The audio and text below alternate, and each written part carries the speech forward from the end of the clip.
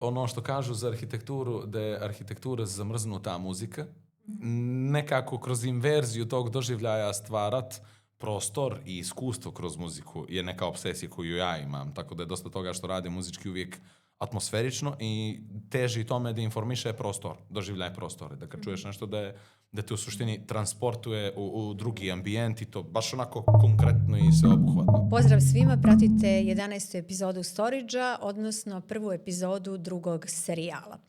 I dalje naš partner ovog serijala je kompanija Gorenje iz Podgorice i sve njihove proizvode Gorenje i Hisense možete kupiti u maloprodajnim objektima bijele tehnike širom Crne Gore sa kojima ta kompanija ima i ugovor.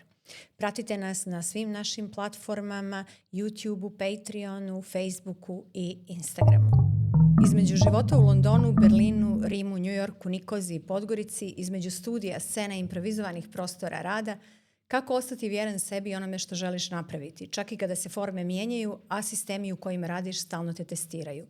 Kako izgleda kada čovjek odluči da gradi karijeru isključivo po vlastitoj mjeri, razgovaramo danas sa mojim gostom, Radom Dudom Vukčevićem. Duda, zdravo i dobrodošao u Storage. Ćao, hvala puno što ste zdravo.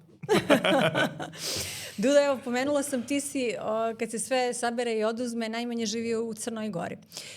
U Londonu si živio dosta dugo, 6 godina, tokom tvog perioda studija, je li tako? Jeste, malo poslije toga. Da, negdje sam slušala u nekom ranijem tvom intervju da taj program arhitekture koju si studirao u Londonu, da potpuno se razlikuje od drugih programa koji su recimo u Evropi, koji su kod nas. Nije valjao, tako? Dobro, kako si izdržao tamo gdje nije valjalo i kako je to izgledalo? Teško, zato što znam. Nekako sad malo kad vratim film, to je donekle neko kao dostignuće poći vani na stipendiju, ono, kad rasteš ovdje, nekad si iz gimnazije, kad gledaš kako da bude bolji život. Ja sam bio dosta loš đak, nisam bio nešto premotivisan dok sam išao u srednju ovdje i onda taj odlazak za London nekako kako se poklopilo sa nadovezivanjem na sami kraj srednje i na Kipru. Prije toga je bio vrlo euforičan nekako u startu i onda neđe me mentalno slomio kroz 3 mjeseca odmah. Kad sam vidio u suštini da to uopšte nije konkurentno, uopšte se ne radi ozbiljno i da su generalno svi oni komplet jedno društvo u totalnom rasulu, ono, i da neki kvaliteti, neki standard nekih stvari isto totalno nestao. Tako da je to donekle i neki veliki, ajde da kažem, šok sa komplet Britanijom, koja je meni do tada bilo poznata ono kroz Prodigy, Massive Attack, filmove, evo, Irving Welsh, ono, kao neke tu cool, kao neke kulturne ono momente koje ljudi globalno nekako percipiraju kao britanske, ali onda odeš tamo, živiš i vidiš da sam redovno imao tu prepirku sa svojima, ono, cijela zemlja funkcioniše kao golubovci, liši 3 mnogo bogata kvarta u London, a koje opet manje više ne možeš baš ni da učestvuješ u tom životu, ono, kao da je zatvoren nekako ono za tebe. Tako da ono, bilo je dosta čudno iznijeti se sa tim. Mm-hmm. Kako si ti uopšte odlučio da upišeš arhitekturu? Šta je? Pa tata je vidio da ja imam velika jedra i dobar brod, ali da nemam pojma kojim vjetrom bi da idem i gdje bi s čim, zato što su to stvarno bile one čudne godine odmah posle nezavisnosti i nekako su se svi, kao i uvijek posle velike promjene, nadali nekim naglim, dobrim potezima, a mi smo onda postali još jedna tur ovih kartelizacija kao po jugu Italije, Meksiku, i nekako, ja mislim, on sam shvatio da ulazimo u neke godine gdje bi valjalo da se uđe u neku karijeru koja stvarno pruža sveobuhvatno obrazovanje, a kako smo i mlađi brat i ja strašno talentovani za crtanje i kako je tata slikar i kako je to podizanje nekako bilo hiperinformisano umjetnošću od kad smo djeca bili. Njemu je, kao i po mom džedu, čiji sam imenjak, njemu je bilo logično da i ja budem arhitekt. I bio u fazonu kao to ti je profesija u kojoj ćeš ipak naučiti svaku formu izraza i onda vremenom sam vidi kako ćeš. I još i uz to jedan od njegovih najboljih drugova arhitekta i on je bio ubiđen da će to zagarantovano da bude neka, da kažem, dobra karijera. I neki dobar put, ali desilo se sve što pa dobro, sve što znamo, jel, neki svijet ono koji te razočara, neki poslovi koji te razočaraju, generalno prosto taj disbalans koji je potpuno nerealan, jer ja kontam da je ono kao roditelj zajedno sa majkom, oni su dio jedne generacije koji je stvarno vjerovao da je toliko loše ovdje bilo da je onda po nekoj normali moralo biti dobro u zemlji kao što je Engleska. Moralo je biti dobro u gradu kao što je London. Pošto si pomenuo roditelje, kada govorimo o tvojoj majki, tvom ocu, posebno majki, ona je Katarina Rolović-Vukčević, poznata karatistkinja. Znači, žena koja je osvojila tolike medalje zlatne za Crnu Goru, svjetski šampion, jel tako, u karateu. Tako je. A nekako čini mi se da je nepravedno ne pominju u tim nekim sportskim krugovima koliko bi trebalo, je li tako? To je, ja to jedino mogu da postavim kao neku poziciju koju imam osjećaj da se trenutno nalazim i sam. I to je, ja sam svjedok toga od kad sam dijete bio, da se majka vodila jednim jako pravednim, moralnim, onako samurajskim skoro da kažem, identitetom kao Crnogorka, a to svakome ko je to uvijek bio za paru nije prijalo.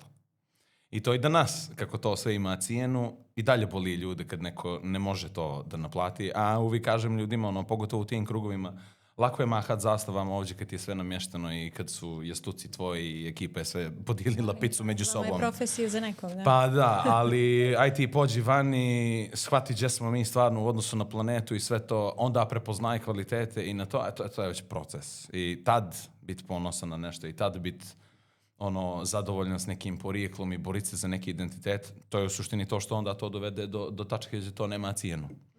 Ali ovo, kao što rekoh, to kogod ima cijenu ne voli kad je neko nepotkupljiv.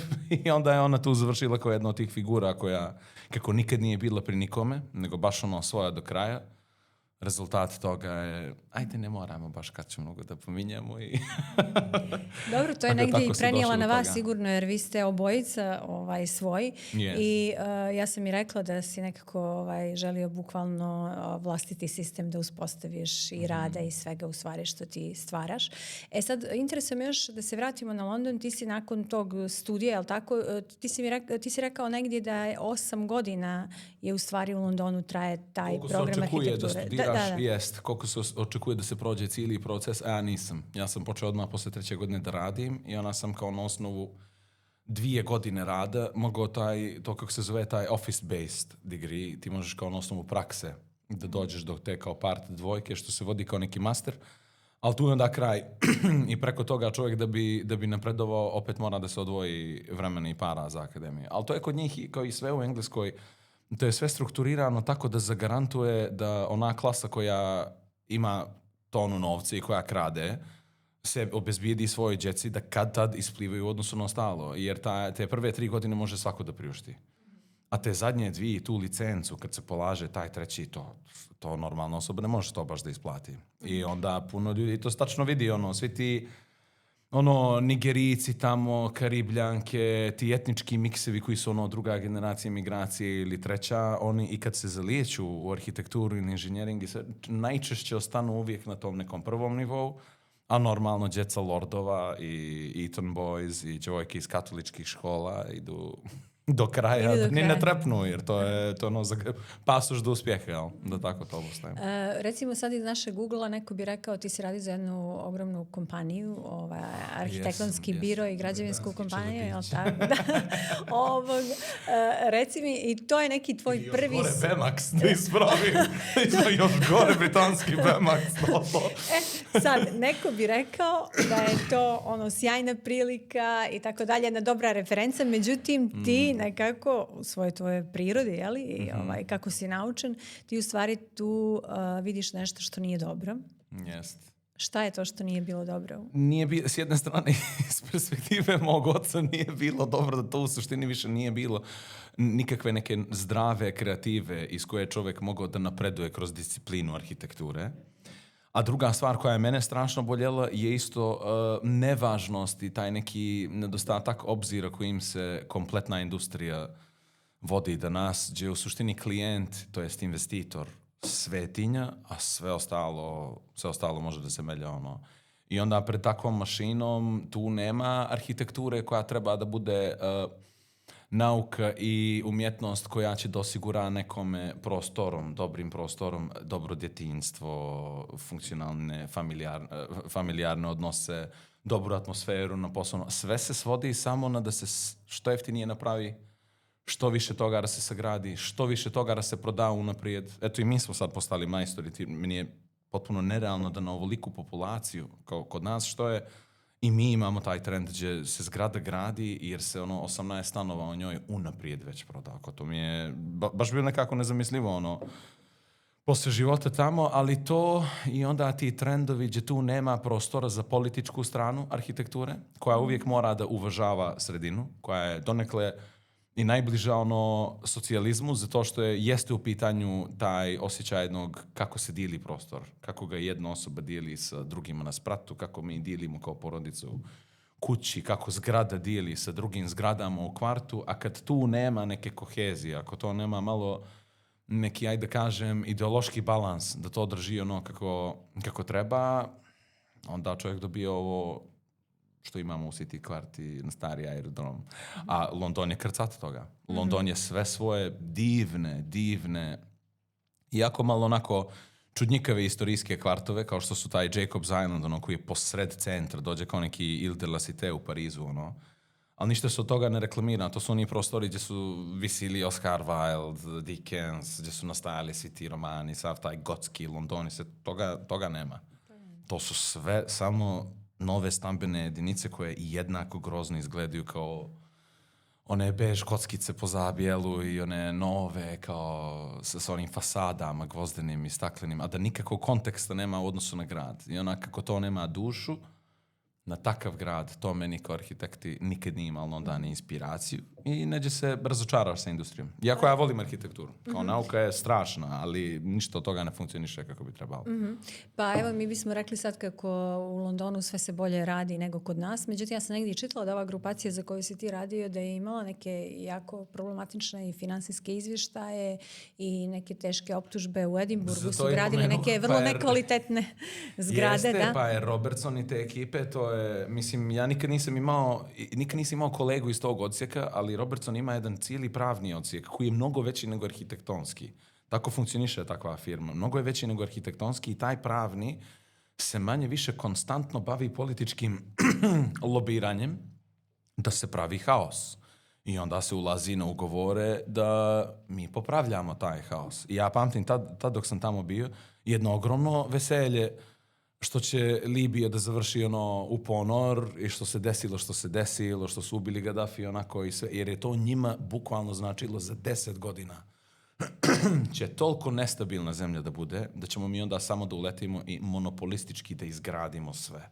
I ti tu onda dofatiš jednu naciju i bukvalno držiš onaj UFC grif, kao taj narod, sve pare koje prave u suštini sad ulaze u rekonstrukciju Libije, a niko nije htio da se ta Libija uništi, bez određene neke grupacije. I manje više isti je slučaj i sa Ukrajinom. I tu je i ta druga kao taj veći brat firma u Americi, taj ultimativni Bemax koji se zove Bechtel, koji je već uradio svoje po Iraku, već uradio svoje u Afganistanu. Oni su isto tako udarili, bili neku krizicu, bili su ljudi, nama treba nešto, dajte nam nešto novo, dajte nam neku novu igračku. I eto ga rat sad, gdje njima bukvalno što duže rat traje, to je isplativije. To je bolje. A kad ih čovjek vidi kako lobiraju, i Robertson i Bechtel su one varijante koje lobiraju i za jednu i za drugu stranu. I kad je ponekad ljudima možda malo čudno, pa vide da je lista sponzora demokrata i republikanaca manje više ista tako i u Britaniji, i laboristi i konzervativce, top 10 ovih kao firmi, korporacija, banki, i za svakoga guraju i tu samo da nama bude dobro. Ti nakon tog broda, recimo da kažem, ajde, napuštaš vrlo brzo taj brod, upravo iz razloga i koji sam govoriš. Jedno 3 godine, skoro 3 godine mi je trebalo da kliknem da nije to. Da nije to. I ostaješ i dalje u Londonu, radiš u Londonu i počinješ svirke, radiš sa raznim bendovima. Te svirke i ti koncerti su već krenuli i u toku studije. I u toku sami kraj studija i onda u toku posla. Jer sam ja vrlo brzo shvatio da posao nije dovoljno stimulativan, da nema tu puno stvaranja, a od uvijek sam imao i te neke muzičke Jesi ti školovani? Potpuno neformalno. Ali opet kroz dobar ukus koji je kultivisan od strane roditelja i jedno ohrabrivanje opet od njihove strane. Ajde, možeš sam. Ajde. I to je donekle i ta tipiš priča, sigurno, to je tata vas da volio da pominje, kao na startu renesanse niko nije mogu da kaže tim momcima, ajde, idete sad do Genove, svi ćete da studirate. Ne, boga mi, nego tu nam je materijala, što je, ajde, idemo sami. I generacija toga, ako se jako iznese, gle čudo, napraviš Italiju i moderni koncept kulture zapada Evrope, ono, tako da tu čovjek kad se cima može stvarno svašta nešto nauči. A ja baš imam taj, i moj brat i ja imamo taj samuki, ono, taj neki osjećaj da se šedne, da se stvarno uđe, ono, full duboko u neku temu, da se baš ono savlada nečim, da se zavlada nečim ono ozbiljno. A meni je to u suštini bilo i neko nadomještanje za taj, jer tipu kao meni isto je i toliko nekako i haotičan i čudan i sivi London opet je stimulativan. I to onda moral na nešto da izađe i to su vremenom postali ono, muzika, produkcija. Kako su izgledale te klupske svirke? U smislu, da li postoje tu neke razlike između nas, recimo, u Crnoj Gori, kakva je naša muzička scena, i u Londonu, i da li si tamo mogao više, recimo, da eksperimentišeš nego ovdje?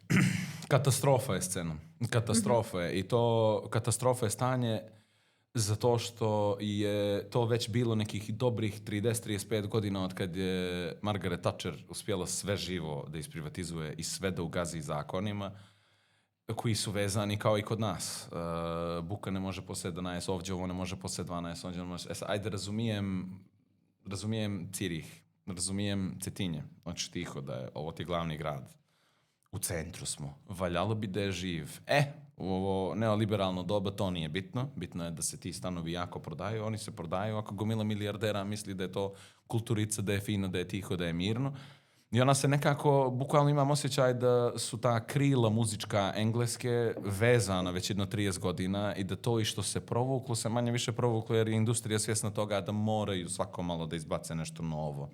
Da bi Britanija ostala ono kao jedna od tih dominantnih kultura. Ali kad je u pitanju taj ono svakodnevni upad u to je katastrofa. Jedva se dogovore svirke, jedva se dogovore prostori, uvijek su neke molbe, neka prepucavanja, kao i ovdje, niko neće nikoga da isplati. Cent ne može normalno da se uzme, dvojicu imaš već ispred koji čekaju da ti oporezuju karte, a nije ni ljudi došlo ono na karte. Jako je gadna atmosfera. I sputava. Sputava. Zato oni nemaju u suštini, ako pogledamo to ozbiljno, oni od onog perioda Oasisa, Prodigija, Stone Rosesa, Coldplaya, svega toga što je neđe krenulo već 95. 6. 7. Od tada oni bukvalno nemaju ništa da je stvarno ozbiljno u zadnjih 20 godina. I ne mogu, jer nema ni prostora više za tu vrstu rasta. Ono. Mm-hmm. A da li se desilo recimo kod njih, kao recimo što je slučaj sa nama, ja sjećam, mi smo generacija neka koja je naravno odrasla na rock muzici, i mi smo kasnije tokom studija jako voljeli rave muziku i sad to, znači, kao student nemaš para, onda ideš u neke klubove tamo potpuno užasne, ali to je dobar provod, to je dobra muzika. Međutim, danas se dešava da onda su kasnije ljudi koji su došli do novca, ali tako, na ovaj ili onaj način, nekako ukapirali i potpuno preuzeli te prostore, modernizovali ih i opet napravili neki, što mladi kažu, fancy. Pa to je to, zato znači, Fabrik nije gdje bio u Londonu, zato ono N1 nije gdje bio, pola tih stvari su morale nekako da se isele, da se izbace, a onda čovjek s druge strane shvati da to za razliku od Berlina nema šarm, jer Berlin je ipak kao grad dizajniran komunistički bio. I onda su sve te fabrike u centru dešavanja. To je ta jedna stvar koja je fenomenalna s Berlinom, da bi klubska scena, centar grada. 10 minuta vozom, isto što čovjek ide, stanica dvije stanice te manje više dijele od Ostbana i Ostkrojice i tu ti je centar svega živog, a u Engleskoj ne. London je u suštini nastao je malo kao Los Angeles kasnije, kao skupina od 100 sela gdje su vremenom počele te populacije da se prelivaju iz jednog sela u drugo i onda je to stvarno poraslo oko te tvrđave kao grad. Zato je on strašno proširen, je strašno velik ovako čovjeka ga vidi i ni malo nije gust. A to je problem za ovakve stvari. Jer ako ti onda ljudima razmakneš potrebu da se nađu gdje im je najlakše, a to je svima u centar, ako im centar oduzmeš, jako je teško načerati omladinu koja recimo živi u Ealing Broadway da ode do Dagenhama na žurku na čas. Nema šanse. Još pogotovo od kako su oni privatizovali svoj transport i sve to, mislim, te baš velegrad Kasab u isto vrijeme. 10 miliona ljudi živi i ne možeš pošteno kući da odeš u 5 u 1 ujutru. Ne možeš normalno. Nego moraš da loviš neki jedan autobus koji možda te kupi u 1, možda u 2, totalno nekako nestabilno i baš se ne vodi ozbiljno u odnosu recimo na Berlin i Pariz koji ti barem ostave taj osjećaj da infrastruktura zuji i tu je čak iz one kao mene, duše što vole da su budne do kasno i koji žive neki drugi tempo od dana. A čekaj, Berlin i Rim, da li si Jesam, u i tim tamo gradima sam kao kačio. više muzikom vezan, je li tako? Jeste,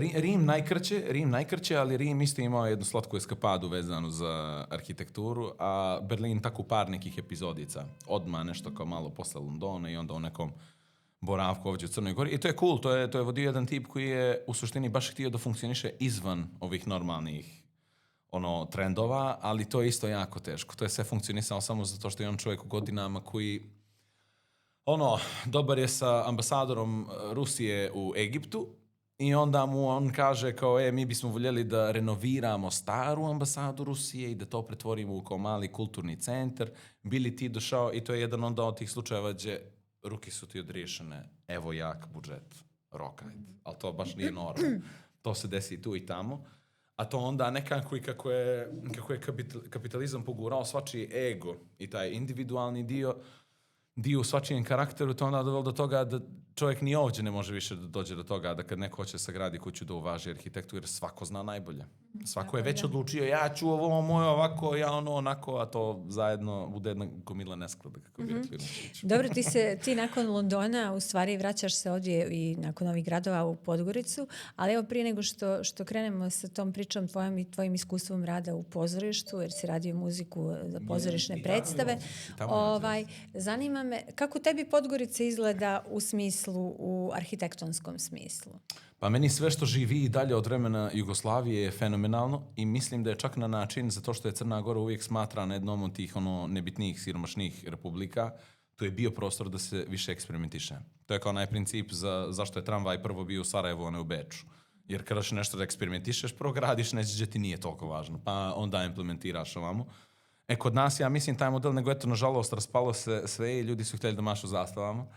Ali od tih momenata meni koji su fascinantni, koliko su preko noći u Podgorici htjeli da pruže toj prvoj, ajde da kažem, klasi boraca za protiv fašizma, u NOB-u, kao posle drugog svjetskog, taj prvi set zgrada preko Morače, kako se zove, Strava. A tek onda nadogradnja na sve to sa ovim objektima kao ovdje gdje smo.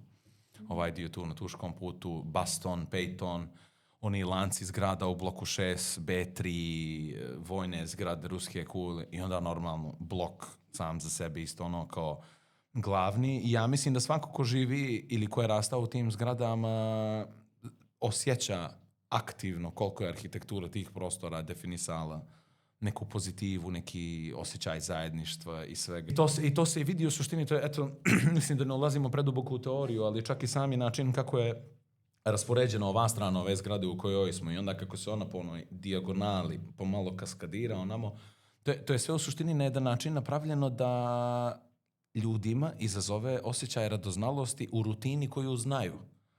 Ta se forma ne razbija, tek tako, ona se razbije, tako da neko ko tu da prolazi svaki dan ima taj nagon, tu potrebu da vidi što se dešava iza ćoška.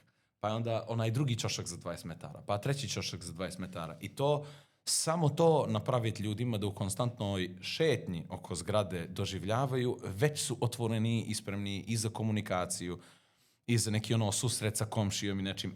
Ako je to potpuno ravno, kao što imamo onaj predivni prevoj arhitekture na starom aerodromu od Alfa banke do Volija, može li ikome normalnom pas na pamet uz onu magistralu da ikad zastane i zapita se išta osim tog instinkta da se što prije makne sa one ulice, koliko je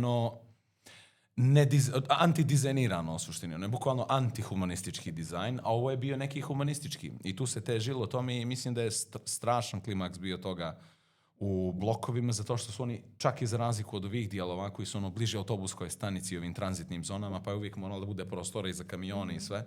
Ali čovjek kad vidi blok 5 i blok 6, oni prevoji u koje čovjek ne može ni da uđe autom su ogromni unutra i upravo to daje ljudima jedan osjećaj lagodnosti. Da ti možeš u sred onih solitera i kvarta koji ima 12-13 hiljada ljudi danas, ti možeš da se osjećaš kao da tu ima baš prostora, da nikad ništa nije nagužvano, da ti je sve tu što ti treba.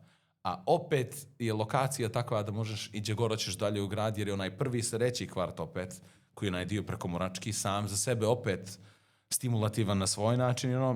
Tako da taj period arhitekture meni iz tih zadnjih 20-25 godina Jugoslavije mi je stvarno fenomenalan i mislim da su to zakucali u Podgorici više nego iđe drugo.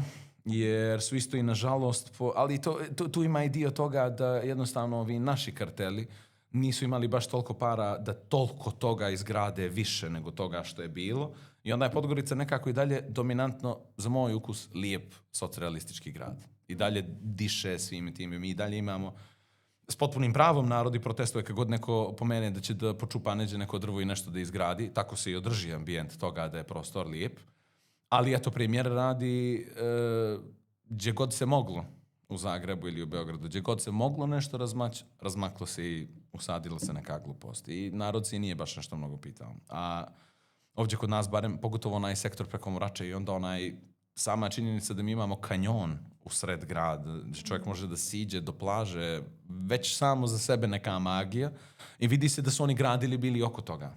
Da nikad nismo patili od onog kao, što je isto lijepo na svoj način, ali kao Firenze ili Pariz gdje mora da se gradi najluksuznije i da ti znaš da najbogatiji ljudi žive na rijeku i da oni gledaju kanjon. Ona u suštini nema nijedne kuće. Ono je sve park mali, kao mali interni nacionalni park u sred centra grada. Što je. Tako da iz te perspektive meni to strava. Dobro je što imamo barem. Jeste, to su neke super stvari, ali sad već mismanagement i nedostatak infrastrukture, to je generalno problem vremena. I koliko god da je to meni gadno kako se to dešava ovdje danas, to je nažalost svuđi slučaj. To je tako je. Nijedna skoro zemlja nije pošteđena, pa evo ni London, evo pričamo o tom. Jeste. Duda, ti po povratku u Crnu Goru počinješ da radiš muziku za nekoliko pozorišnih predstava, između ostalog Crnogorskog narodnog pozorišta. Međutim, i tu, ajde kažemo, nailaziš na zid. Zašto ljudi ovdje nisu ni onda, a ni danas, boga mi, spremni prihvatiti nešto novo, nešto inovativno i uvijek nekako žele ostati u tim nekim svojim uvrženim okvirima, pa bilo koja da je umjetnost ili profesija u pitanju. To nekako uvijek te dočekaju postave jedan zid i niko neće da te bukvalno kaže da ti da vjetar u leđa, odmah postavlja pitanje a što bi ti to ovako, a zašto ne bi onako i tako dalje i tako dalje. Ima toga, ali mislim da je glavni problem jednostavno, mislim da se razumijemo, tu nije bilo zida i baš sam imao full slobodu da radim što god hoću dok je Bane Popović bio tamo. I Bane je bio strašno otvoren ne samo prema meni. Iako on i zna moje roditelji, voli ih i on njega i svi su oni kao neka ekipa iz mladosti i sve je to super. Ali on je prema svima bio otvoren i svakoga živog je htio da uvaži.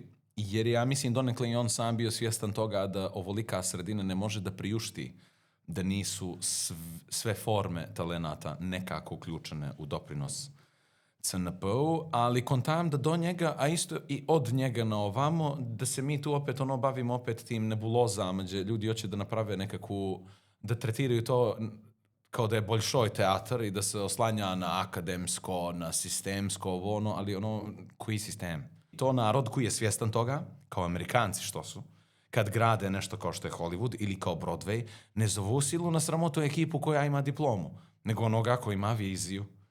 I na osnovu vizije, ja sam ubiđen, to je zašto je američka kultura i postala toliko dominantna u odnosu na Europu zadnjih 50 godina. Normalno, ima tu i para i politike, imalo CIA i svega, ali ipak je glavno otvorenost za tu jednu preduzemljivost da tebi u zemlju kao što je Amerika može 80 neke da se pojavi jedan slatki Mel Gibson, kojeg zoveš na drugi dio Mad Max, jer je to bio interesantan neki kao film u Australiji, a onda kroz 6 godina ti shvatiš i zašto mi ne bi dali ovom čovjeku i da piše i da režira i da on...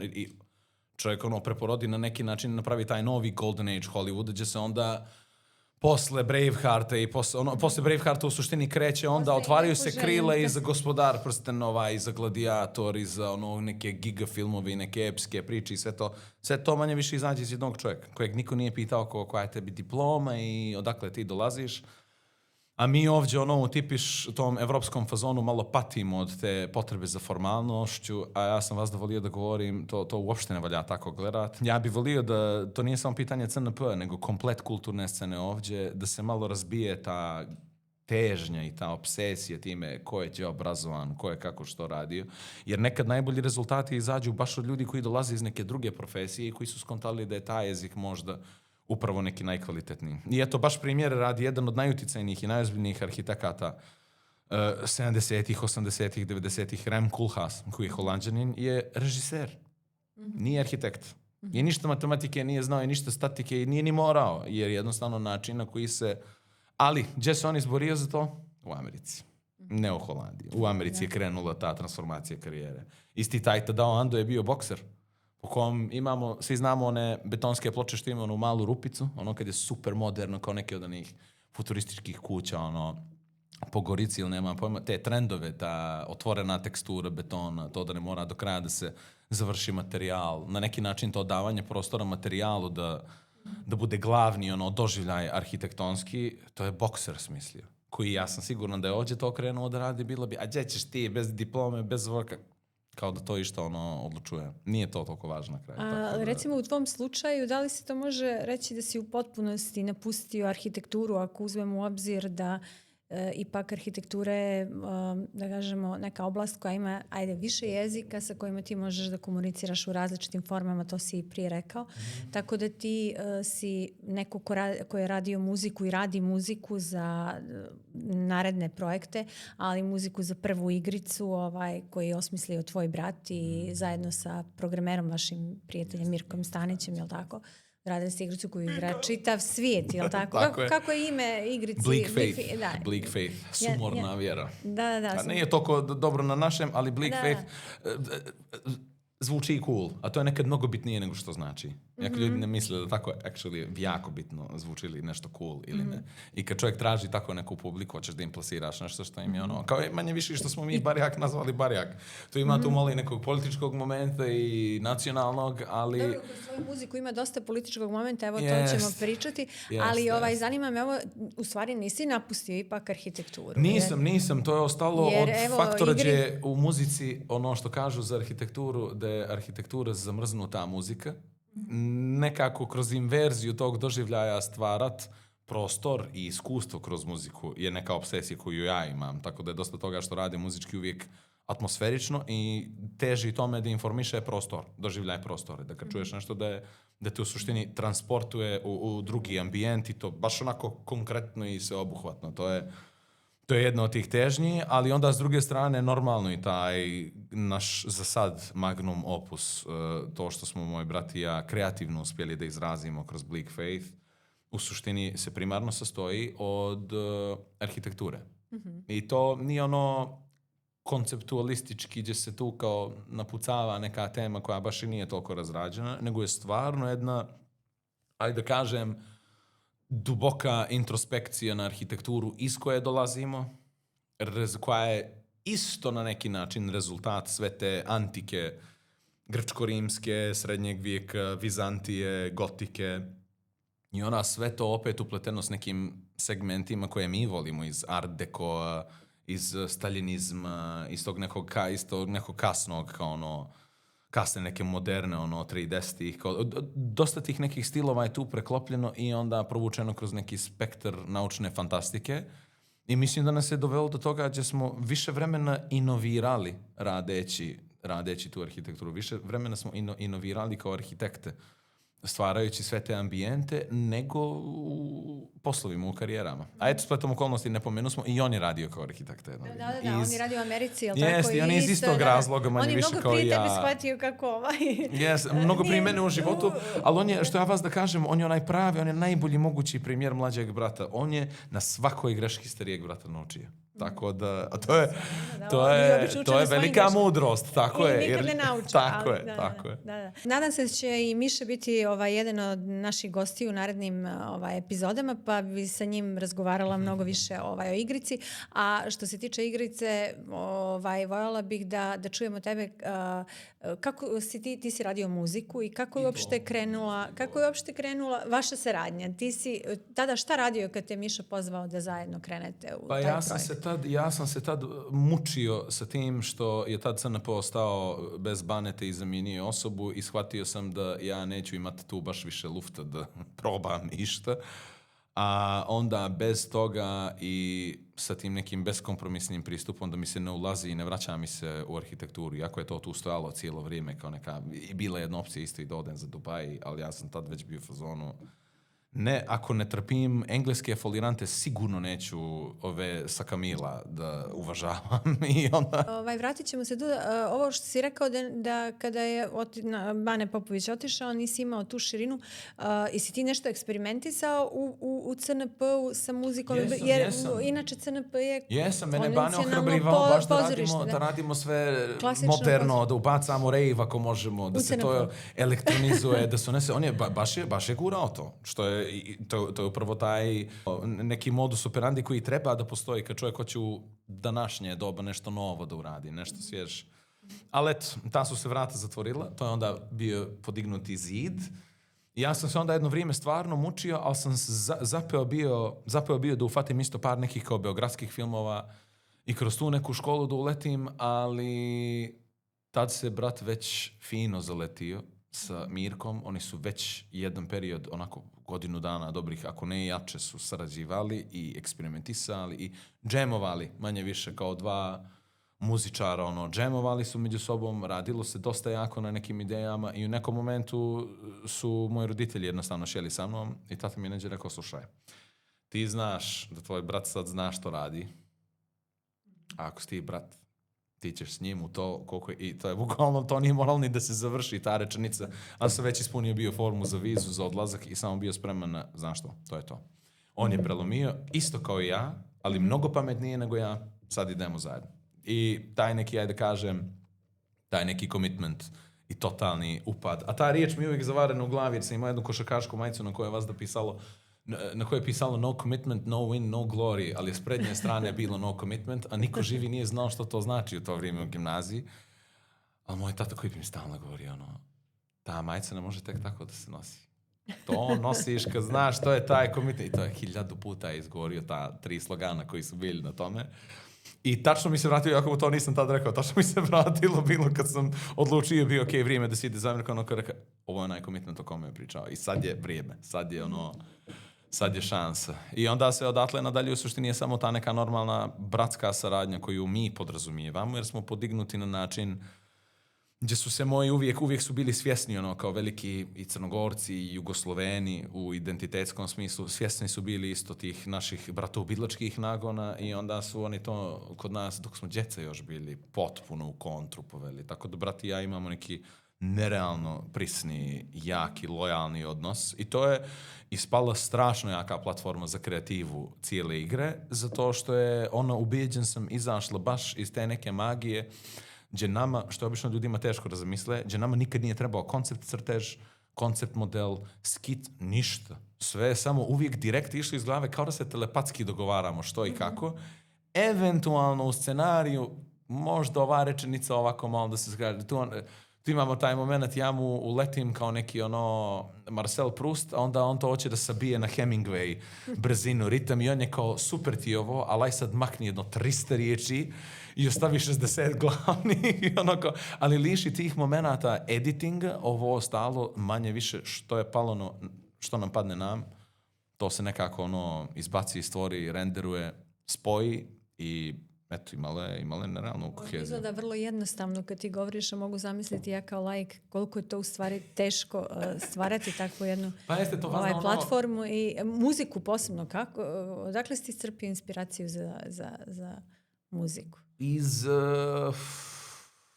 Iz neke fantazije, meni je nekako potpuno ludo ponekad koliko se ovdje bavimo samo ovom nekom meni u glavi, kao nekome ko voli da kontekstualizuje svijet i sebe u skladu sa kompletnom istorijom od kad je pisana. Meni je uvijek jako žao da se mi ovdje bavimo, ako ne zadnjih 50 godina, onda se bavimo samo ovim tursko-austro-ugarskim periodom. Ali meni je u suštini potpuno ludo koliko je Crna Gora i koliko je ovaj ovdje predio bio i tekako informisan, pogotovo Vizantijom i Grčkom, koliko se tog grčkog provuklo u naš jezik, koliko tih helenizama ima, koliko smo mi u suštini kao narod manje više kao neka slovenska verzija njih, a ne helenizovana verzija Slovena. Tako je nekako, dotle smo neđe došli po nekim navikama. Ja mislim, kogod je živio na Kipru ili u Grčkoj, vidi odakle dolazi sva ta naša neka toplina, humor, brzina, otvorenost i sve to.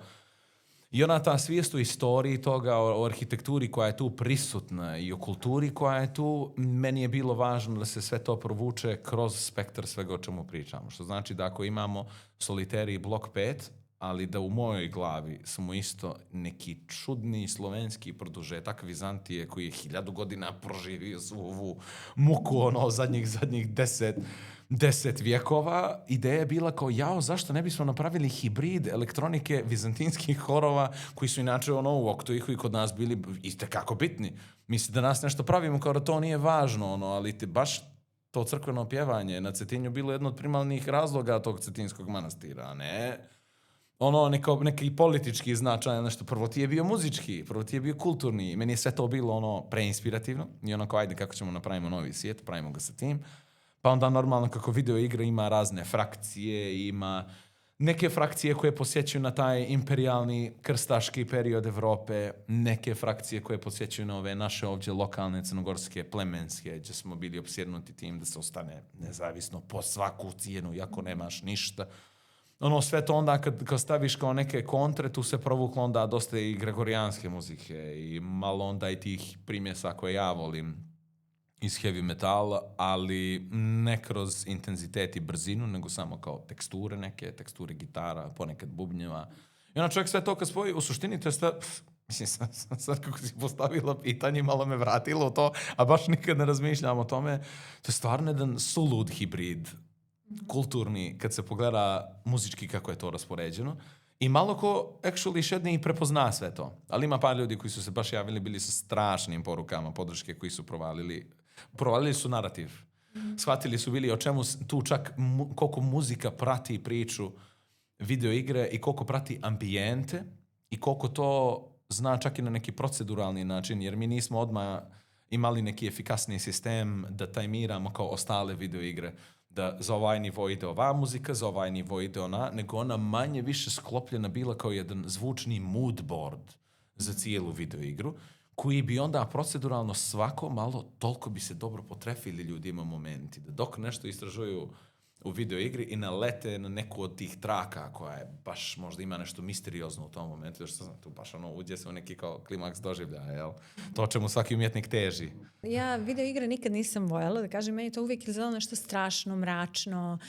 Sad kad ti govoriš o tome, to dobija potpuno jedan drugi kontekst. Znači da u stvari se bavite negdje i pitanjem, dobro, i nekim istorijskim kontekstima, i egzistencijom čovjekovim konfliktom samim sa sobom, jel? To i kroz svoju muziku ti na kraju. To ima, mislim, to kao mehanizam može da se koristi potpuno drugačije i ja vas da ljudima koji ne znaju, da znaju dosta o filmu, tu je uvijek najbolja paralela kako se film na zapadu tretirao do Citizen Kane i posle Citizen Kane. Mm-hmm. I tehnički on bio briljantan, ali do tog filma čovjek gleda Hollywood, ono je manje više ono što je pozorište bilo sa kamerom ispred. I mi sad mijenjamo scene, ali mi u suštini zapravo snimamo pozorište. A s ovime se nekako, da kažem, očepilo i film je onda pošao da vidimo da guramo limite kamere, da guramo, da ne pominjem, s druge strane sovjetska škola što je sve radila. I koliko su oni bili da bi pokazali kako su otvoreni nego svi ostali, baš su onda gurali taj eksperiment i kažem ljudima, kad ti šedneš i gledaš sad Andrej Rubljova od Tarkovskog, a inače ne volim koliko se ljudi pecaju na Tarkovskog, jer u 9 od 10 slučajeva ne znaju zašto, nego samo zato što je to jedno od onih imena, kao književnici što se kunu u Šekspira da ga nikad nisu do kraja čitali. Znači stvarno shvatio što to stvarno jeste isto dosta basic i neke stvari su se vremenom razvile odatle.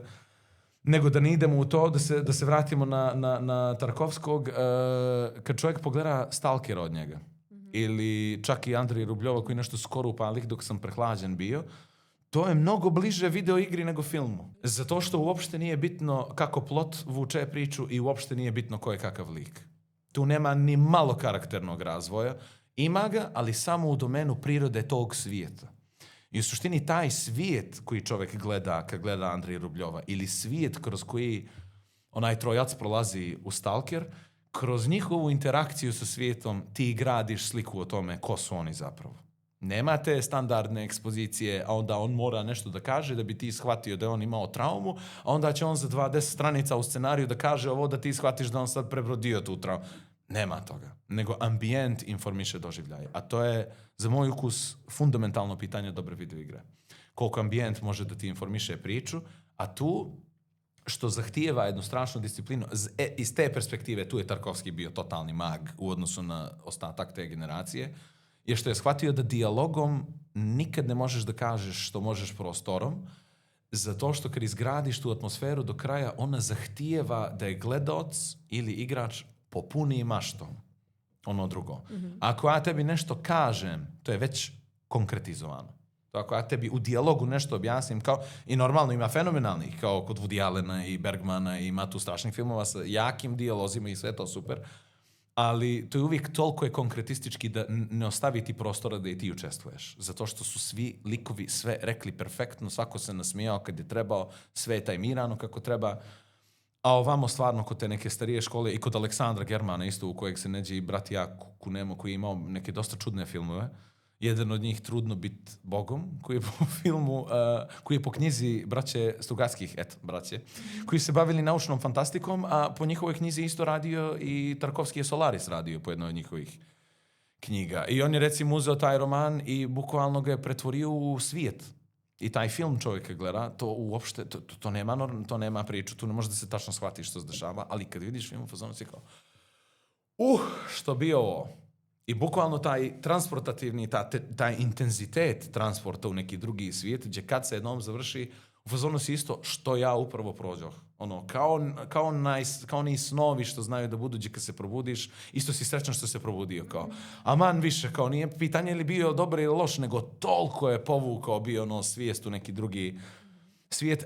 To ja mislim kad se ubode sa video igrom je muzika isto kao jedan važan element, naravno i u normalno, filmu. Ja volim vas da kažem, muzika će i lošu ideju da izvuče da bude dobro. Ne velim ovo zbog video igre, ali generalno volim ljudima sa filmovima vas da kažem. Ako nisi siguran sa editom i sa svim, ne brini, muzika će da ti spasi film. Sad ti si, kad već smo krenuli da razgovaramo o muzici, ti si imao band, jel tako, Freedom. Jeste. On je negdje 2015. 16. jel tako? Tako nešto, 16. Neki povratak iz Engleske. Tu neđe. Imali ste i gostovanje razne, ali tako i van Crne Gore. Zakačili smo se i dance i kao 4. koncert, tako nešto što je suluda. Mislim da nam je 4. Kao dosta vam je, ja? Jeste, ne, ja sam u suštini stvarno ambiciozno to nekako gurao i momci i ja smo imali neku strava hemiju generalno u tom muzičkom smislu u kom puno ljudi nema, gdje dosta toga smo mi pravili vrlo efikasno i baš izlazili na neku lijepu prirodu i sve. Ali teško je, težak je ambijent i težak je mehanizam za rad sa muzikom ovuda. Zašto misliš što je razlog tome? Zato što čovjek mora da shvati da onda u tom, uzmemo primjer radi, u tom momentu nas trojica imamo strašan odnos, pa onda i dodamo ponekad par ljudi, imamo neke goste za neki koncert ili nešto, ali se naša muzička realnost svodi na to da ona zavisi od toga da ja moram da molim vlasnika nekog lokala da nam da termin da sviramo, da ja moram da ga molim da shvati da će to većinski da budu originali, da su na engleskom, jer jurimo neki kao southern rock, southern vibe, neki Texas, Kalifornija trip, da to ima neki drugačiji malo zvuk, da će opet biti dopadljivo. Taj sistem gdje uopšte čovjek mora se pravda gazdi da bi svirao mi je sulud, a to samo na Balkanu, to niđe drugo nisam gledao. To je kod nas taj, jer on je gazda čoč, on je njegov prostor i mi sad kako ćemo da... Znači, to je prva faza ogavne realnosti. Druga, normalno, onda i kad kreneš sa strava koncertom, mi smo imali neke super takve momente. Ja sam, recimo, jednu smo noć svirali The End od Doorsa na samom kraju i svirali smo ga dobrih 35 minuta bez ičega, bez pojačala, sve smanjeno skroz, na električnu gitaru gdje samo čuješ one žice bez ičega, gdje Manda mazi ovako one rajdove i jako ih šapuće manje više publici, jer komunalno upravo daje kaznu Peđi Zečeviću u Montenegro pub tad, on upravo dobija kaznu jer je to bilo kao nešto preglasno. A ovdje unutra narodu, Aki koji ime velika, nemoj slučajno da je stalo. Još ko zna Aki, zna kako on izgleda kad te pogleda, kako te pogleda, baš ti ni malo nije ni sve. Slučajno da je stalo, reče to kao fan. I publika baš zagrijana i to bukvalno 20-25 minuta džemujemo kroz jedan što je fenomenalan moment za publiku i to je strava osjetit. Kako bi doživljali. Ali zašto mora komunalno da prekida to? Zašto mora kazati, mislim, da ovaj grad u kom Da ste svirali neku jedva... drugačiju muziku, sigurno vas ne bi prekinula. A normalno, da sviramo te... Pa to je to. Ovo što sviraju, što trpimo, to što mafijaši vole da slušaju. Ja to tako kategorizujem. Što mafijaši vole da slušaju u svakom gradu prolazi. Ni u Barcelonu se nikad ne zatvorio najseljački klub, a eto tehno i dan danas mora da kuburi, iako je to tehnocentar Španije i sve to, uvijek mora ta alternativa, mora nekako da se pravda pred tom armijom mediokriteta. Ti se probao i kao DJ, je tako? I elektronskom muzikom Ja volim se tu i tamo, baviš, ja volim tu i tamo da puštam, volio bi da imam i vremena i šanse da to radim češće, ali prosto sve ostalo je mnogo važnije od toga. Sve ostalo mi je važnije. Ali zanimljivo mi je, čitala sam negdje da si objavio kao jedan single koji nosi naziv japanska neka riječ je u pitanju. I Ukio. Da si to... Vidiš što si našla. Da. Yes. I to ima neko značenje u japanskoj kulturi. Jeste, ima. I to je baš bilo nekako veze. Mislim, što znam, meni je to u tom momentu bio nalet inspiracije posle onog Southern Soul festivala. Onaj preslatki festival što je bio dolje na plaži. Ali normalno i to je našla politika da ukine jer nije nečije i onda nekako kao neki omaž tim slatkim ljetima i slatkim provodima je nastalo i to. Ali to je kao dio mog komentara. Ja bi isto mnogo radio da su to bili ozbiljni rejvovi dolje i onda bi ja pravio tehno koji je omaž tome, ali toga nije bilo nego je sve bilo house i onda sam ja napravio jednu house trakicu. A ovaj Zair koji je onaj ozbiljen projekat, jeli? Zair je već drugo. Zair mi je, emotivno mi je, mislim to su već one stvari koje umjetnik radi jer se tu osjeća najispunjenijim. To je ono forma izraza koja meni... Tu dođeš do momenta gdje nije ni bitno više čuje li to neko drugi. Bitno ti je što se sve skupilo od te reakcije i intelektualne i emotivne, ono i u srcu i u glavi i u duši i da to onda izađe na jedan način gdje kao neka ultimativna solidarnost sa nekom situacijom. A zašto baš Zair? Pa volim tu riječ jer je to jedna od tih riječi koju su oni lupili njima kao evo ajde sad kad smo se pokomatili sve, ne mora više Kongo da bude, idemo novi list, idemo Zair, a onda su ih tek nagradili kako je što je trebalo da bude neko novo, ljepše doba, tek su im onda uličeli opet na novo. Mislim, za taj Kongo znaju ljudi za te horror priče i onog starog doba, Leopolda i svega toga, ali ja sam ubiđen da su oni horror tek počeli da doživljavaju od kad se normalno CIA uključio.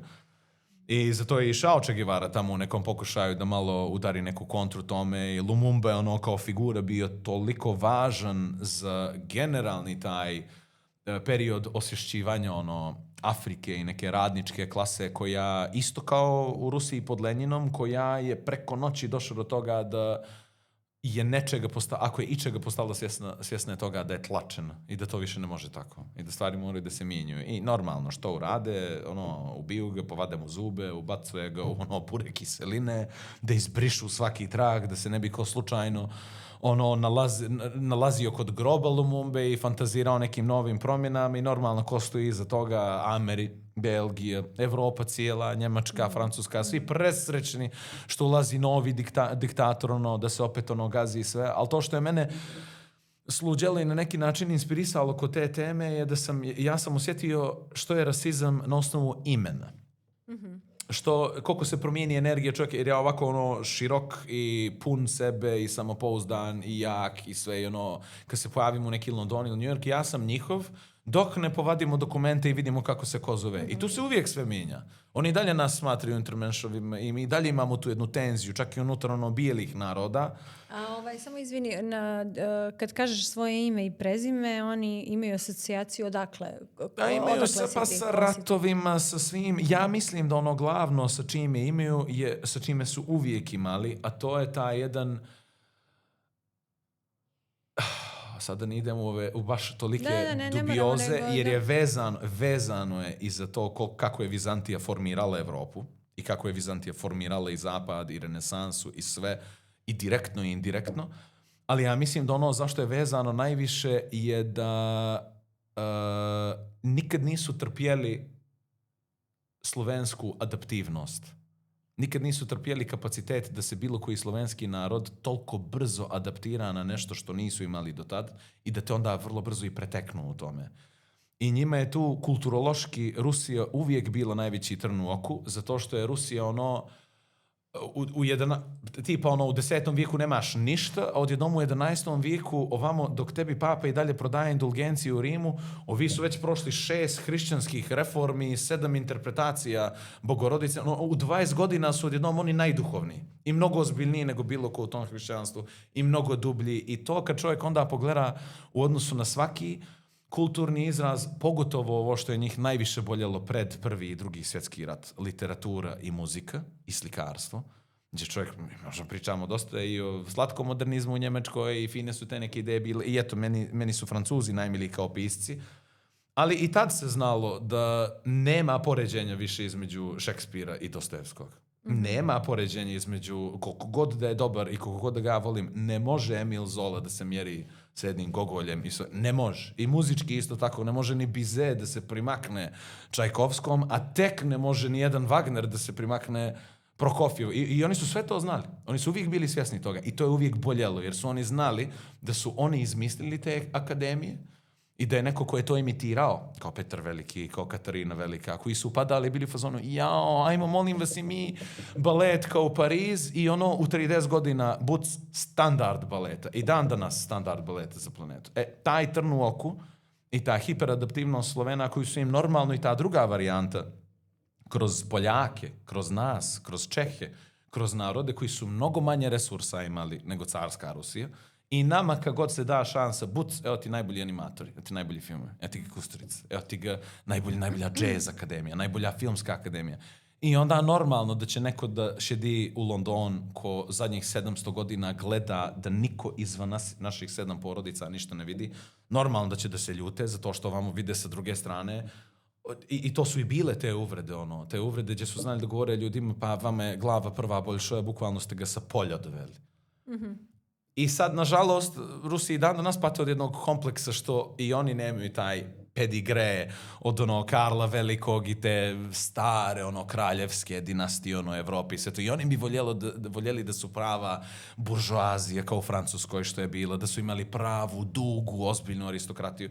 Nemaju, i to su opet neki drugi kompleksi i definitivno kao kultura i oni pate od toga. Taj animozitet prema Slovenima je meni, tomu je srž. I sve ostalo je nadogradnja na tom. A da ne pominjem činjenicu da onda stvarno, što opet vele ljudi 9 times out of 10, ako nekome od naših naroda daš šansu neđe vani da ode, nivo kojim mi učimo i kojim radimo, kad se zaletimo, kad nismo oni bidusi sa zastavama, nego kad je stvarno red da se radi, oni ne mogu da podnesu to, jer mi smo nadkonkurentni. Mm-hmm. Mi smo prosto, to je možda i ta neka glavna stvar koja je mene razočarala, čak i sa Amerikom, je to kad shvatiš da je to kultura koja propagira meritokratiju, a nema je.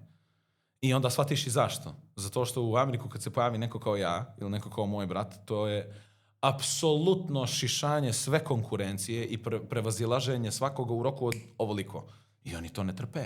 I kako se to kontroliše? Tako što imamo vizne sisteme, imamo sisteme, bitno je ko je bitan sa Jevrejima, ko je dobar sa Mormonima, ko je dobar sa ovim političkim korpusom, ko sa onim, i na taj neki način onda oni sebi osiguraju da svi oni intelektualci i sva ona radna klasa koja ne mari za te podjele, nego koja je tu radi posla, ostane u nekom moru koje oni mogu da kontrolišu. I onda samo kojim je stvarno koristan izvuku. A meni je tu uvijek najmiliji primjer kad čovjek pogleda kakav je Harvard bio odmah posle Drugog svjetskog rata, gdje su pomami da pokažu komunistima da su ipak Amerikanci najveći intelektualni centar. 20 godina su stvarno izbacali genijalce za sve živo. A onda kad su u nekom momentu shvatili već 80-ih da će možda oni da pobijede taj ekonomski rat i da možda Sovjetski savez i pukne, sve su se maske skinuli i vratili su se na generisanje administrativnih kerbera, gdje se izvlače osobe kao, šta vas da volim kao referencu, koliko mi se zgadi taj koncept Ivy League i što rade. Volim uvijek da kažem ljudima da je Condoleezza Rice, ako pamtimo si Condoleezzu Rice, koja je uvijek navijala za bombardovanje svakoga i maltretiranje svakoga i lagala kao najveći bijelac. Iako je crnkinja, ona je đak generacije bio na Harvardu i najbolji đak Amerike na svim Ivy League školama kad je diplomirala. Što znači, to je već tad bio sistem koji samo generiše sistemsku ajkulu koja je tu da... Ali ajde sad da se vratimo na ovu tvoju muziku, posle, dobro, elektronsku muziku, ovo i dalje radiš i to, ali me zanima, posle Freedom Banda ti si osnovao sad i ovaj Varjak band, je li tako? Varjak, jest. I Varjak je bio prošle godine na Montesongu i ove godine ste, I pretprošle, jeste, i ove smo bili, i prošle godine smo bili, i eto, planiramo naravno i ove da idemo. A zašto ste se odlučili na Montesong baš? Zato što je to jedini prostor eto da se vratimo na ono moljenje gazdi. To je jedini prostor gdje ne moram da molim nikoga da bi se pojavili neće. Nego prijavimo pjesmu. Zato što je to potpuno jedna drugačija vrsta festivala muzike. Neka muzika koja... Mislim, ja ne slušam ali tu neku vrstu muzike. Je li je pitanje isto? Je li je pitanje? Zato što to se gleda kao neki mainstream mehanizam i ono, ali kako ja na to gledam. Napravimo pjesmu. Koji je to u stvari pravac muzike koji vi... Pa neki hibridni. To je malo ono kao... Definitivno je dobar miks filmske muzike, elektronike i heavy rocka i heavy metala. Miks je ta 3 žanra i onda od pjesme do pjesme, od momenta do momenta, ali tu kad čovjek ima tako šarenu ekipu kao mi što imamo, kao šestorka, a onda i ljudi sa kojima se družimo, tu se provlači 35 stvari, onda je tu potpuno normalno da nekome, još pogotovo kad to tehnički možeš da rasklopiš kao ja, jer tako se i arhitektura radi, tačno znaš koje uticaje povlačeš, čega ti treba, kojeg malo šmeka nešto da začiniš, to je u jednu dobru dozu instinkt. I gledaš da li nam ovdje treba prelaz koji posjeća na Rammstein, ili hoćemo intro koji posjeća na Laibach, ili hoćemo 4 stiha koji posjećaju na Massive Attack, ili hoćemo rave drop kao Prodigy, i to ti onda jedan segment, pa ti onda Depeche Mode rješenje za ovo drugo, jer oni imaju svoju neku formu i sve. I onda na svoju neku bazu koja izađe iz srca ili iz stomaka, kako ja volim da kažem, kako prava pjesma nastaje. Kad dodaš tako 4-5 nekih usmjerenja, dobiješ nešto što stvarno zvuči kao hibrid. I eto, trenutno i radimo na albumu i ubiđen sam da kad ga budemo završili. Najteži zadatak, najlakše je bilo napraviti još jedan heavy metal album ili jedan heavy pop album ili što li, ali mi su stvarno se opučili smo da napravimo nešto što je spoj svega toga, a da je svoje. To je autentično. Da je... Barjak trajati duže mnogo nego što se to desilo sa Freedom. Definitivno. Zato što Barjak, za razliku od Freedom je nastao kao energija koja je jahala live euforiju. I nama je uvijek tad bilo najvažnije kako mi uživo predstavljamo sebe i kakav odnos imamo sa publikom. I ta energija, koncertna, to je bio prioritet. A sad već više ne, jer je ovo post-covid doba, a i neki od nas, pogotovo ja, u bendu smo porasli malo i malo prođu godine i shvatiš neke stvari i shvatiš da je možda čak u ovom navratu sad mnogo važnije da Barjak postoji kao neki regularni izraz u toku godine, gdje ljudi onda to mogu kroz internet normalno da konzumiraju, ali da skidaju i da prate kroz televiziju, nego da se mi tu sad opterećujemo sa koncertima i kad će live da se sredi. Jer da se razumijemo, u Crnoj Gori sad već za Barjak nema ni uslova. Mi nemamo uslove za Barjak baš. I bez ako će da nam daju sportski centar Morača i da se to stvarno zvuči kako treba, jer ta muzika je za to dizajnirana. Ima jedan epski faktor. Misliš da Crna Gora ima publiku široku za Ima, ali kao i svuđe publike danas, lijene i malo je ubijena u pojam. I hoće sve na tacnu da je dođe i publika, vas da kažem ljudima, kad ti pričaš sa publikom koja je spremnija da da 20 eura na cigare, 40 eura na piva, a neće euro da odvoji za kupovinu pjesme ili albuma, mi tu pričamo o nekoj apstraktnoj interakciji. Aktivne nema. A apstraktna interakcija je svi vole to što radiš, niko ne podržava to što radiš. A podrška se ovako broji. I te kako podržavaju Nikšićko pivo i Marlboro i Kartel. Svašto nešto oni podržavaju kad se izađe u grad, ali nekako se nikad ne odvoji 3 eura. 5 eura, 10 eura za u kapu da stavimo, evo nastavite, nemojte slučajno da stanete, dajte da kupimo nešto ovako. Ta neka hiperalternativa to možda malo praktikuje, ali to je toliko mali broj ljudi da je potpuno nebitan. Tako da je onda i plasman toga što radimo kao Barjak ostao nekako apstraktan i toga onda i dovodi do ovoga što i pomenuh za Montesong, gdje onda kao hibridna forma, kao hibridna muzika, meni je sad već mnogo važnije da mi kad napravimo nešto, normalno na Lukinu euforiju koju uvijek uleti sa ajmo nešto novo i ove godine.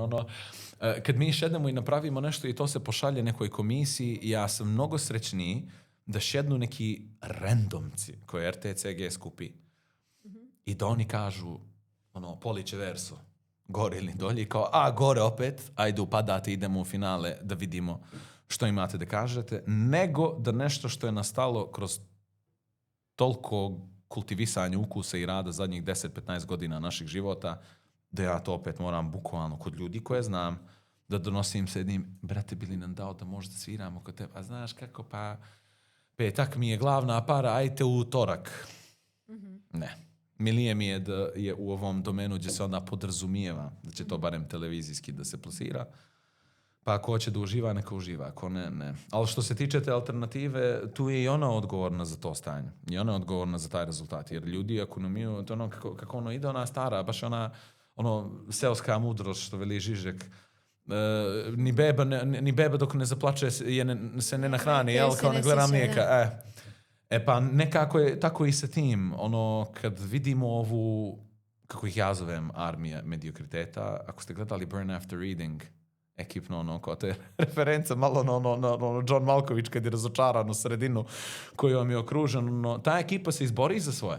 Ta ekipa kenka da ima svojih 100 manira, da ima Velvet, da oni ubiše da imaju svoje prostore, oni ubiše da vode top hillove, da se pitaju sa festivalima, da alternativa se i ne čupa baš koliko bi trebalo. Jer ako ovakvi čupaju za svoje, ti onda isto moraš za svoje. A mi to ne radimo. Ja sam neđe i rekao ljudima, ako hoćete da se oslobode neke stvari, vama treba 100 potpisa, 100 mailova, treba sekretarijatu i pritisak. Zašto nema više ovoga? Zašto stalno dolazi Nataša Bekvalac? Zašto? To se samo tako mijenja. Nešto nikome da padne na pamet. To mora se aktivno utiče na te stvari.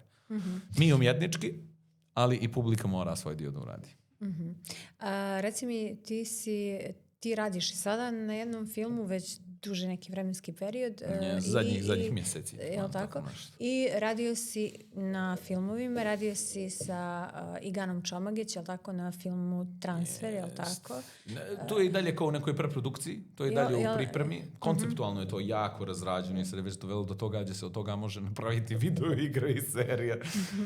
I svašta nešto, ali da, mislim, kao i rad sa filmom što generalno ide, sve to epizodalno. To sve traje, jer to svakih par mjeseci imaš 3 dana gdje puno radiš na tome i onda se opet čeka montaža, program, prijav, nemam pojma. Tako da, sporadično je to. Ali kad se dešava intenzivno. Ovaj film na kom radiš, to je film koji si rekao da obrađuje temu, je li tako, rata u Jeste, i Sarajevskog filmskog festivala u toku opsade, što je kao tema samo za sebe potpuno ludo, jer čovjek kad provede toliko vremena sa filmom, kao ja s ovim, donekle imam osjećaj da ja sve te ljude znam koji su učestvovali u organizovanju tog festa i onda mi je fascinantno koliko je njima usred one te oluje nihilizma koja im je ulećela bilo u grad, koliko je njima važno bilo da pokažu da su normalne stvari i normalne ljudske potrebe važnije nego bilo koji potencijal uništenja i crnila. Mm-hmm. Tako da inspirativno baš. Mm-hmm. A reci mi još, Duda, ti si dio ove programa Midpoint, je li tako? Jesam. I sad što ste imali Crossing Career, je li tako? Careers. Je li to vezano za Midpoint ili ste... Ovo mi je nema, baš si ozbiljno. To mi, nije, a jest. Mm-hmm. Formalno nije, ali jeste zato što meni... To je u sa British Councilom. Sa British Councilom jeste, ali meni jeste zato što mi je preinspirativno kako Midpoint vodi svoje neke, ajde da kažem, neko propagiranje karijerne fleksibilnosti unutar filmske industrije i vezano za serije, a onda je meni to stvarno palo kao inspiracija posle gostovanja na par tih njihovih događaja i kao inspiracija mi je bila ajde kao da probamo da repliciramo ovako nešto u manjoj dozi u Crnoj Gori i tu je British Council stvarno uletio i podržali su to i to što je jako pošteno što vječni salut Milanu Lučiću koji mi je bukvalno dao totalno odriješene ruke. Taj program je baš smišljen i ja znam da i on zna da je taj program napisan bio na način na koji on mora da bude fleksibilan i adaptivan i nama je tu ali to je to manja republikica.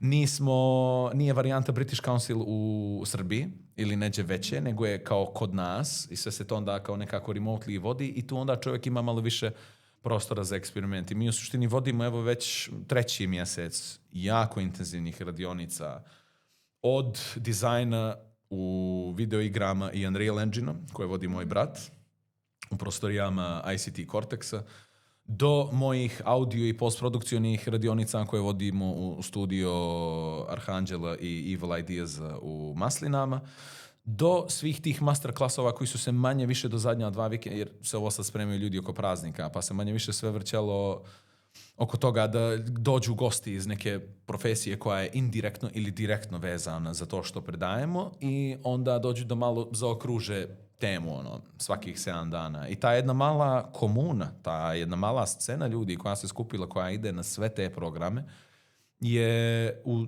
2,5-3 mjeseca razvila sigurno ne samo, kao što se generalno tu i pristupa, ne samo svijest o digitalizaciji i važnosti novih karijera, nego su kroz nas, ja mislim, pokupili taj imperativ da spoje sve svoje kreativne nagone i da ih plasiraju kroz sve vidove kroz koje čovjek može da uđe u ove industrije. Jer budućnost sa ovom konkurencijom AI-a i sa svim, budućnost tih profesija više nije da ti šediš i studiraš 4 godine Photoshop i da si majstor grafičkog dizajna ili da ti šediš i da ti samo edituješ. Vrlo brzo će AI raditi sve te stvari do jedne ure gdje će tebi trebati samo da provučeš to do sljedeće faze. I ona će svako od nas kreativaca u digitalnim sferama morati da ima jedan faktor kuratora, jedan osjećaj kuracije kroz 4-5 koraka i očekivat će se, ovo sam ubijeđen, da će 10 godina od sad biti potpuno normalno da montažer mora da zna što je dobar zvuk, kako i to da radi, što je dobar VFX, kako i to da radi, jer će te alatke sve to da olakšaju. I tu više neće biti pozicija da ti imaš timove od po 7 ljudi. To je to. To je to. I ideja Crossing Careers je upravo to. Da informiše malo ljude ovdje prije vremena, jer te krize su već krenule na veliku u ovim većim zemljama, ali pošto svi znamo kako licemerno funkcioniše Zapad, njima je potpuno normalno da EA otpusti 18.000 radnika preko noći i nema ni sindikata to da zaštiti, ni da zaustavi, ni... Oni samo da se milijarde održe, to je prioritet. Ali pošto ovdje kao društvo težimo nečemu novom i neđe smo na korak od ulaska u Europsku uniju i morat će na neki način da se dalje razradi neka nezavisnost ekonomska ako želimo da preteknemo kao nacija. U ovo vrijeme gdje se Evropa opet zalijeće u svoje zastave i podijeli mržnje i nemam pojma, tu je profesionalna nezavisnost najvažnija. Crossing Career traje već 3 mjeseca. Imate master, znači klas, imate radionice.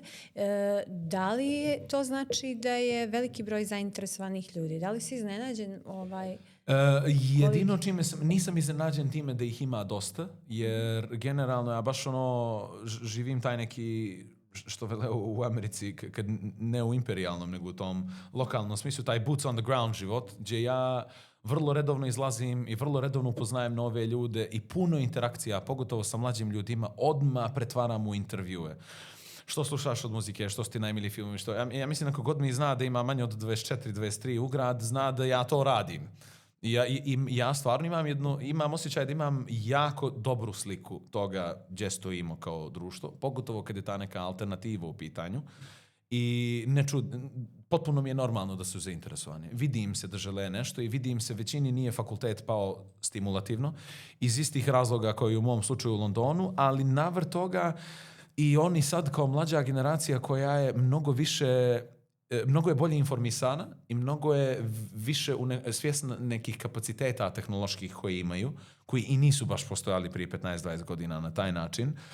Svjesni su toga da ono kako faks funkcioniše nije dovoljno da ih gurne dalje u karijeri i onda puno njih sami prelome neđe u svoju korist i kažu ja ću ipak možda sam da krenem da radim to.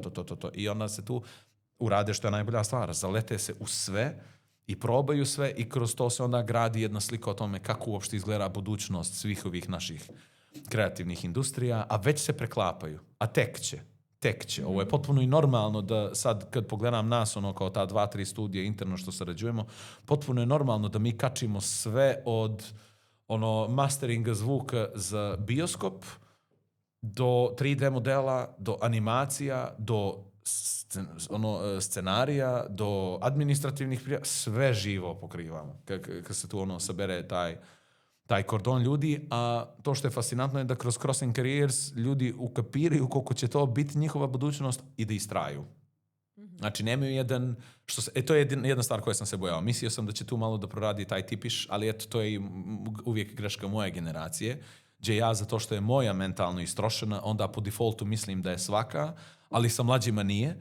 Mlađi baš imaju jedan drugačiji elan od našeg, manje romantike, mnogo manje romantike i manje euforije nego mi kad smo željeli stvari, ali mehanički sagledavaju stvari vrlo ozbiljno i ja mislim da je većina te ekipe koja dolazi na bilo koju iteraciju Crossing Career sa zadnjih mjeseci, baš su istrajni, jako su se udubili i sad već tu mora i da krene neka lagana borba da se program ne završi sad sa krajem podrške British Councila i sa našom voljom, nego da se nađe način da to nastavi i da se malo formalizuje i tu bi baš i volio neku malo konkretniju pomoć od fakulteta, od akademskih institucija. Ima strašnih ljudi na tim fakultetima i obožavam ih i to su neke figure koje su spremne da urade sve za nas i uvijek ali ima i jedna kočnica, a to je ono kad se vratimo na one priče, diplome, ko što ima, naši dekani pate od mnogo nečega i naši fakulteti pate isto od tog jednog kompleksa. Kako formalno sve to dona i onda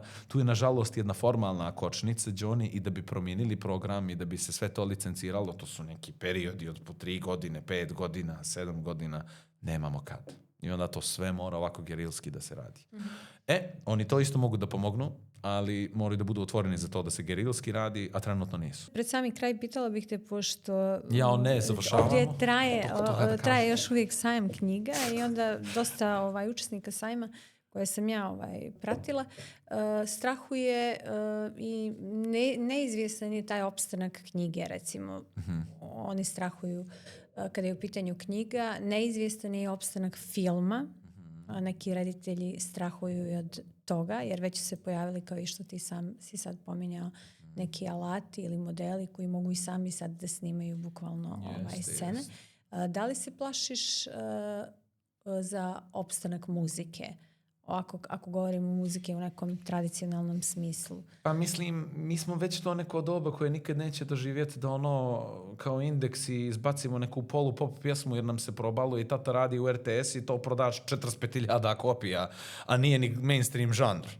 Bilo dugme može jahtu sebi da kupi od jugoslovenskog tržišta. Kao, mi nećemo nikad ništa od toga vidjeti, nego se sad već ako išta samo svodi na tu esenciju, zašto se baviš time, čime se baviš, i koliko misliš da to može da ima efekta na neke druge stvari. Za moj ukus, već neko vrijeme je sve to mrtvo.